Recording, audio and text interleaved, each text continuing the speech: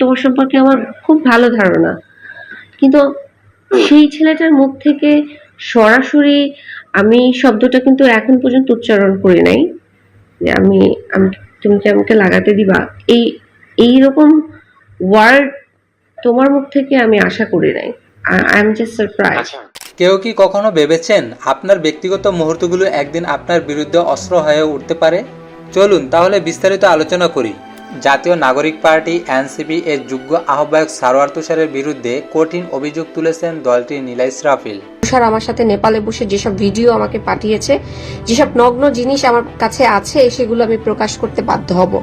তিনি দাবি করেছেন তুষারের একটি ব্যক্তিগত ভিডিও সোশ্যাল মিডিয়া প্রকাশ করবেন বলে হুমকি দিয়েছেন। শনিবার রাতে নিজের ভেরিফাইড ফেসবুক আইডি থেকে লাইভে এসে নীলা একথা বলেন। আমি ওয়ার্ন করছি, আমি জনসম্মুখে চাই তুষার যেন আমাকে সরি বলে। এই যে আমি যা কিছু প্রকাশ করতেছি সেগুলো কিন্তু বানোয়াট কিছু না।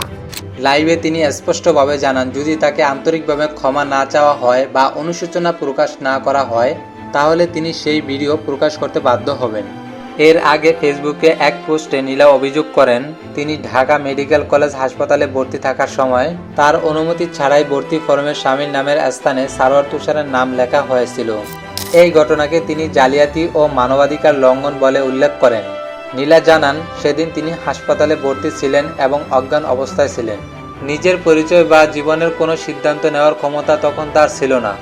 সেই সুযোগে সারোয়ার তুষার নিজের নাম স্বামীর ঘরে বসিয়ে দেন। নীলার ভাষায় এটি কোনো সাধারণ ভুল নয়, বরং আইন অনুযায়ী এটি জালিয়াতি। বাংলাদেশ দণ্ডবিধির 468 ও 471 দ্বারা স্পষ্ট বলা আছে, প্রমাণ হিসেবে ব্যবহারযোগ্য নথিকে ভুল বা ভুয়া তথ্য দেওয়া এবং তা ব্যবহার করা আইনগত দণ্ডনীয় অপরাধ।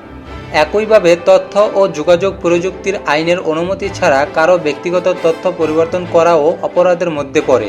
তার বাসায় অনুমতি ছাড়া তার পারিবারিক পরিচয় বদলে দেওয়া শুধু তার সামাজিক সম্মান নষ্ট করার বিষয় নয়, এটি সরাসরি মানবাধিকার লঙ্ঘন।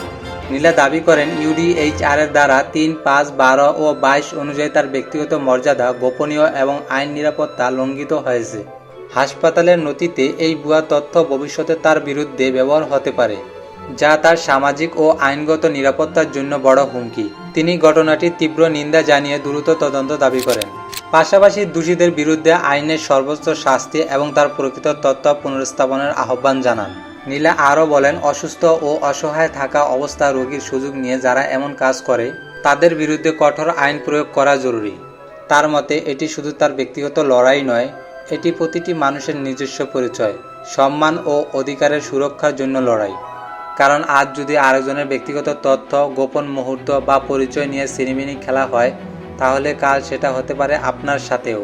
তোমার বাবা যে আমাকে দিনের পর দিন ধর্ষণ করছে, সেই কারণে তোমার বাবার ধর্ষণের অভিযোগ হবে, আর তুমি যে আমাকে ধর্ষণ করছো সেটার কারণে তোমার জেল হবে।